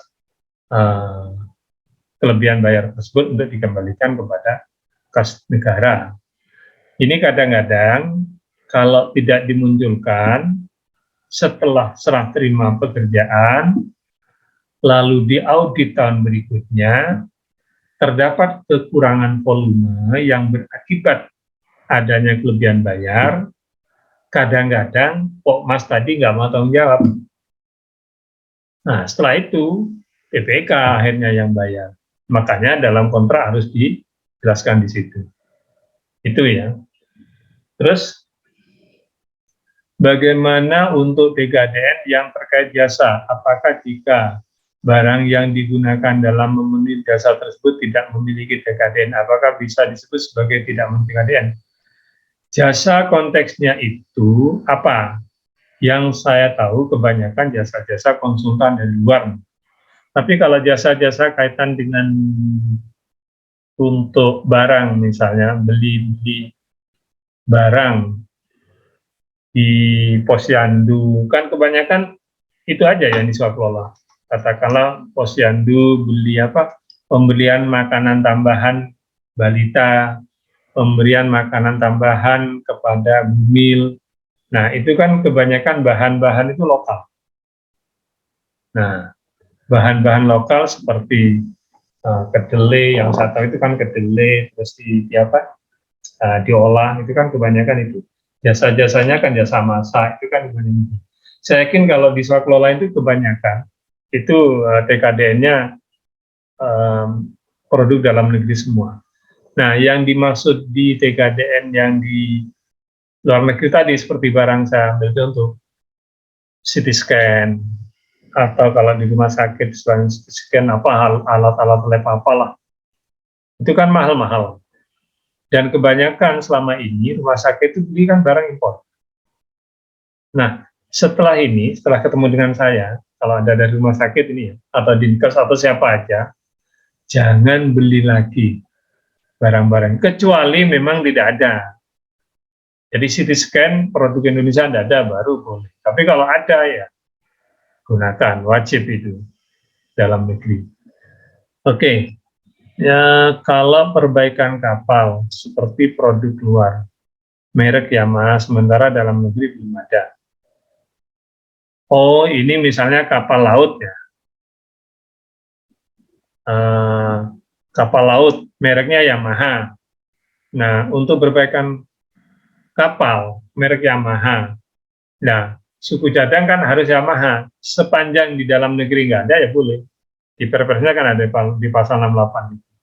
Jadi yang boleh menggunakan produk luar kalau produk dalam negeri tidak ada. Tapi kalau produk dalam negeri ada, wajib beli di situ. Itu, ini mungkin yang dimaksud kapal-kapal laut ya.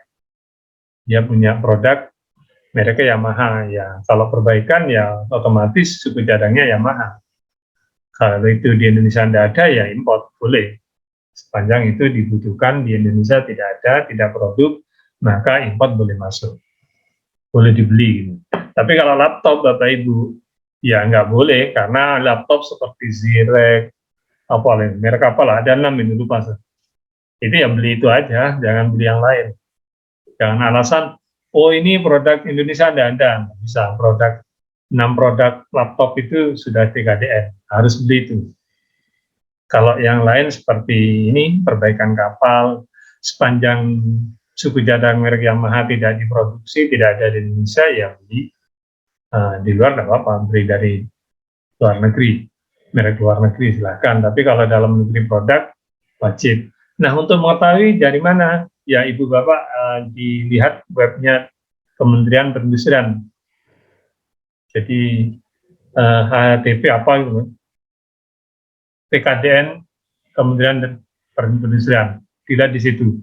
Jadi barang di situ tercantum semua. Misalnya laptop apa saja yang sudah TKDN ini, apa yang belum. Yang saya tahu kayak HP, Asus itu belum memenuhi kemarin ini. Makanya kalau gunakan produk dalam gunakan APBN jangan beli itu. Daripada dihubur-hubur oleh teman-teman jajaran samping atau Ijen. Itu ada lagi? Cukup ya? Yang di Shaido sudah Pak, sudah semua. Baik Bapak Ibu, mungkin ada yang masih ingin bertanya, masih ada waktu. Bu Sri Afitri mau bertanya, silakan Bu. Ya, Bu Sri dulu Pak, baru kita ke slide dulu lagi. Silakan Ibu. Enggak. Ya, Assalamualaikum Pak. Assalamualaikum. Izin tanya Pak, saya dari Dinas Kesehatan Kota Prabu Muli Pak, Sumatera Selatan. Jadi terkait TKDN tadi Pak ya, jadi saya sekilas dengar yang masalah laptop Pak. Jadi kan memang kalau sekarang kita dihimbau untuk beli produk TKDN. Sementara di DPA itu sudah jelas Pak, tertera SUS itu speknya. Nah, itu bagaimana Pak? Karena kalau kita mengambil produk TKDN berarti kita keluar dari spek. Jadi pada saat nanti diperiksa, diaudit nama inspektorat, otomatis kan nanti berita acaranya tidak sesuai dengan kontrak atau tidak sesuai dengan spek, seperti itu kan. Jadi dilema Pak. Yeah. Terima kasih Pak. Baik Bu Safitri ya. Jadi ketika DPA itu ini dari Prabu Muli. Iya Pak, Kabupaten berarti Dinas ya? Kesehatan Kota Prabu Muli. Oke. Kalau dari Dinas Kesehatan, DPA-nya Ibu sudah menyebut Asus, kan gitu ya mereknya? Di Iya, laptop sudah ada itu, merek. pengadaan laptop merek Asus, nilainya Iya. juta misalnya. Ibu itu ketika sudah perintah Pak Presiden ada impres itu 1/2022 ya, harus wajib hukumnya beli produk dalam negeri. Maka ketika itu langkah yang Ibu lakukan membuat berita acara yang ditandatangani oleh PA. Kan itu tidak ada pergeseran antar rekening ya, hanya uraian ya, di uraian hanya nyebut merek Asus. Jadi buatkan berita acara sesuai dengan Permendagri itu, buatkan tentang penyusunan APBD ya, buatkan berita acara bahwa yang tertera dalam DPA merek Asus karena satu perintah Presiden tanggal ini kan ada perintah Presiden itu, Impres nomor 1 dan 2 harus menggunakan produk dalam negeri, maka semula merek Asus dirubah menjadi ini. Itu aja langkahnya Bu. Jadi saran saya jangan dilanjutkan beli Asus karena pakai APBD itu. Daripada Ibu dipantau terus oleh teman-teman inspektorat. Nah, ketika nanti diperiksa oleh inspektorat atau BPK, ini kan nggak suspek. Ini Pak ada dasarnya. Ini perintah Presiden, wajib beli ini. DPA-nya akhirnya saya ganti, bukan ganti DPA Anda, cuman berita acara apa sih? Berita acara perubahan di uraian kegiatan, kalau namanya uraian kegiatan itu. Jadi yang menyebut merek kan rincian uraian kegiatan atau subkegiatan malah itu. Nah, dari semula merek ini menjadi ini. Itu Bu. Nah, kalau itu sudah dilakukan, nggak mungkin ada temuan. Kalau inspektorat menemukan, ya berarti inspektornya diberitahu aja. Itu Bu. Ya. Makasih Pak. Ya, ada lagi? Baik, terima kasih Bu Sri Alfitri. Baik, mungkin masih ada yang ingin bertanya secara langsung sebelum kita ke ke slide kembali. Baik, kita ke slide dulu aja ya Pak ya. Ya. Pertanyaan dari Anonymous. Apakah dana swakelola dikenai pajak penghasilan Pak? Oh iya. Oke. Jadi kalau di swakelola untuk tenaga ahli yang di-hire dari luar tetap dikenakan pajak penghasilan. PPN tetap ada, pembelian material tetap ada, PPh tetap ada, dikenakan kepada tenaga ahli yang di-hire. Tadi kan misalnya swakelola tipe 1, saya misalnya bikin tata ruang tadi ya contoh.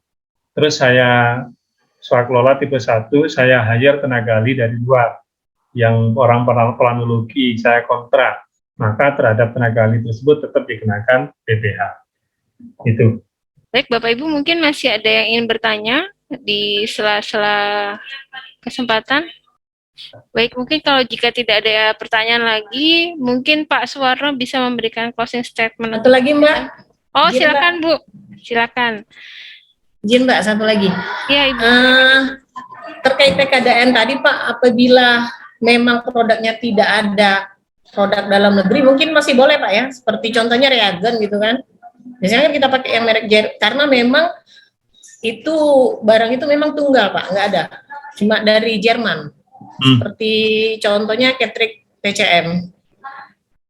Ya, intinya ketika di dalam negeri tidak ada, maka boleh menggunakan produk luar. Nah, kalau kaitan dengan kesehatan, saya tidak tahu detail ya. Yang tahu detail kan Ibu, ini produk ini nggak ada dalam negeri, ini produk ini hanya adanya di luar. Sepanjang itu tidak ada dalam negeri, boleh mengambil produk luar negeri. Itu intinya Bu. Ada di Perpres itu. Perpres 12 tahun 2021 itu ya. Masih perlu data dukung nggak Pak? Kaitan dengan Itu tadi produk yang tidak ada di dalam negeri. nah, Jenis Ibu Bapak not keterangan atau? Ibu Bapak bisa aja dicari di TKDN Kementerian Perindustrian. Barang itu masuk di dalam negeri produk atau enggak. Kan dalam webnya Kementerian Perindustrian, itu lupa saya nih, tapi yang jelas TKDN dan Kementerian Perindustrian, dicari di situ kan kelihatan barang itu ada atau enggak dalam negeri. Seperti tadi saya sampaikan, seperti laptop, mana aja yang produk dalam negeri yang TKDN-nya di atas 40, oh ini. Jadi intinya ketika TKDN tidak ada dalam negeri, katakanlah tidak di atas 40% TKDN plus PNP, maka boleh menggunakan produk karena di Indonesia belum menyediakan. Tapi ketika TKDN plus BNP di atas 40, berarti kan sudah made Indonesia itu, maka itu wajib menggunakan itu. Yang saya ketahui sampai detik ini adalah laptop. Laptop itu Sirek, mereknya banyak lah, 6 merek. Yang lain, ya memang nggak terkenal deh, merek-merek itu nggak familiar lah di Bapak Ibu sekalian. Paling yang familiar, SP, Asus, itu setahu saya malah nggak ada ini. Nah, kalau itu jangan beli, karena sudah ada di Indonesia. Ada Sirek, ada apalah, Dell atau apa lupa. Ada di Kementerian Perindustrian. Itu ya. Itu. Terima kasih Pak. Yuk. Baik, terima kasih Bu Sri Alfitri. Baik, silakan kepada Pak Suwarno bisa memberikan closing statement untuk kegiatan hari ini, Pak. Oke, baik Bapak Ibu yang saya hormati, dari diskusi ini bisa saya sampaikan bahwa dalam pengadaan itu ada dua cara. Pertama, melalui swakelola. Yang kedua, melalui penyedia. Nah, mana-mana yang boleh diswakelola, syaratnya apa, itu sudah saya jelaskan. Nanti kita share juga contoh dokumennya ya. Atau Ibu Bapak download sendiri bisa itu di internet, di keputusan Deputi Bidang Pengembangan Strategi nomor 2 tahun 2022. Itu tentang dokumen swakelola. Itu contoh-contohnya lengkap. Yang pertama. Lalu yang kedua, kaitan contoh-contoh tadi, manakala dirasa belum lengkap, Ibu Bapak bisa nambah. Yang saya ketahui dari dokumen dikeluarkan oleh LKPP itu, sanksi. Di dokumen itu tidak secara tegas menyebutkan sanksi ke pelaksana swakelola. Maka saya sarankan ditambah. Termasuk tadi apabila Anda terlambat, ya saya kenakan denda. Yang kedua, apabila ada kelebihan bayar, suatu saat ada temuan dari inspektorat atau BPK, maka Anda, Pokmas atau Ormas itu harus tanggung jawab. Atau pelaksana swakelola tipe 2 harus tanggung jawab. Dua hal itu yang perlu Bapak Ibu tambahin di klausul kontrak. Sehingga nanti dalam pelaksanaan ketika terjadi persoalan yang saya sampaikan, bisa ada solusi. Jangan sampai di kontrak tidak sebut, tahu-tahu setelah selesai akhir tahun diaudit, lalu ada temuan kelebihan bayar, kok masnya nggak mau bayar, BPK yang bayar akhirnya. Nah, itu.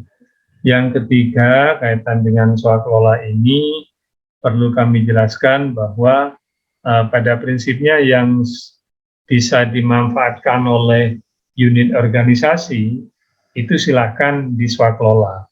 Ketika unit organisasi sudah mampu, punya SDM, punya resources yang lain, silahkan diswakelola. Cuman roh swakelola itu rohnya bukan profit oriented, jadi orientasinya tidak boleh mengambil untung dari swakelola. Beda halnya kalau melalui penyedia. Kalau melalui penyedia, memang orientasi penyedia harus dapat untung, itu bedanya. Sehingga dalam swakelola, itu pengadaannya ya sudah sesuai dengan mekanisme di pasar berapa harga, ya silahkan, kecuali pengadaannya itu di tender di atas 200. Itu kira-kira yang bisa saya sampaikan kaitan swasembada. Jadi Ibu Bapak pada prinsipnya pemerintah sudah memberikan gambaran kalau kamu tidak penyedia bisa melalui swasembada. Swasembada ada 4 tipe 1, tipe 2, tipe 3, tipe 4. Nah, kaitan dengan kajian-kajian lebih condong menggunakan tipe 2. Jadi di swasembada tipe 2, misalnya dengan perguruan tinggi negeri, atau dengan misalnya ya badan, kalau dulu LIPIS sekarang diganti Badan Riset Nasional, boleh kita itu.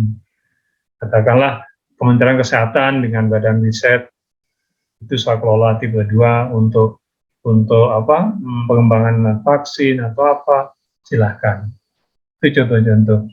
Itu yang bisa saya sampaikan. Lalu kaitan dengan TKDN, ada pertanyaan tadi ya, kaitan dengan TKDN, tolong karena ini sudah ada instruksi Presiden, segala dana yang bersumber dari APBN/APBD, maka wajib hukumnya beli produk dalam negeri. Manakala dalam negeri tidak ada, baru boleh menggunakan produk luar. Itu yang bisa saya sampaikan, kurang lebihnya mohon maaf dalam diskusi ini. Sekian, Assalamualaikum warahmatullahi wabarakatuh. Waalaikumsalam warahmatullahi wabarakatuh. Terima kasih Pak Suwarno untuk sharingnya hari ini. Semoga membawa manfaat dan berkah kepada kita semua. Amin. Dan untuk dokumen yang tadi mungkin nanti bisa di-share ke kami Pak. Nanti akan kami teruskan ke peserta. Baik Bapak Ibu, terima kasih untuk partisipasinya hari ini. Untuk rekaman kelas daring dan sertifikat nanti akan kami bagikan infonya di WA Group. Akan kami bagikan jika sudah selesai proses edit. Jadi Bapak Ibu mohon untuk tidak meninggalkan WA Group dulu sebelum kami sampaikan semuanya. Dan selanjutnya akan saya serahkan langsung ke Mbak Neno sebagai pembawa acara. Kami atas nama moderator mohon maaf jika ada kekurangan maupun kesalahan dalam kegiatan hari ini. Sampai bertemu di agenda IAPDPD Jatim berikutnya. Wassalamualaikum warahmatullahi wabarakatuh. Silakan Mbak Neno. Waalaikumsalam warahmatullahi wabarakatuh. Terima kasih Mbak Opi. Mari kita beri aplaus dulu kepada Pak Warno dan Mbak Opi, juga Bapak Ibu sekalian yang telah berpartisipasi dan aktif selama kelas berlangsung. Kami sampaikan terima kasih banyak kepada Bapak Suwarno serta Bapak Ibu sahabat pengadaan dimanapun berada, juga rekan-rekan admin yang telah membersamai kelas hari ini. Semoga kegiatan hari ini menambah wawasan dan hasanah ilmu untuk kita semua, serta menjadi ladang pahala dan amal jariah bagi Bapak Suwarno. Atas nama panitia kami mohon maaf dan mohon dimaafkan jika selama pelaksanaan ada yang kurang berkenan. Selamat beraktivitas kembali Bapak Ibu.